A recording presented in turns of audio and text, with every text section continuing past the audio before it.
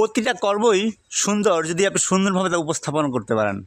অনেকেই তো মধু নিয়ে ব্যবসা করছেন, মধুর ভিডিও করেন, ব্লগ করেন, কিন্তু এই মধুর যে এরিয়াতে মানুষ বসবাস করে সেই মধুর সাথে মধু পোকের সাথে মানুষজন বসবাস করে।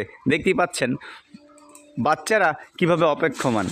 এই মধুর বাসা কাটার জন্য যে ধোঁয়া উৎপাদন করতে হয় সেই ধোঁয়া উৎপাদন প্রক্রিয়াটা কিন্তু আমাদের মোবাইল ভাই কিন্তু তৈরি করতেছেন। ধোঁয়া উৎপাদন করে আমরা মধু সংগ্রহ করি। যারা গ্রামের চাক ভাঙা মধু, এই যে কি বলে মুখোশ ঠোখোশ সব কিছুই কিন্তু এখানে আছে। আর সব কিছু মিলে হচ্ছে গ্রামীণ পরিবেশ দেখতে আমার খুব ভালো লাগে। আর মধু চাকের যে একটা সমারোহ, ছোটোবেলা থেকে আমি ভ্রমণ পিয়াসী মানুষ, ভ্রমণ করতে ভালো লাগে। বিশেষ করে এই গ্রামীণ পরিবেশ তো আমার কাছে খুবই ভালো লাগে।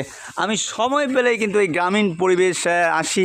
শরীয়তপুর জেলার প্রতিটি বাড়িতে বাড়িতে একটা করে এবং মধুর বাসা তো দেখতে পাবেন।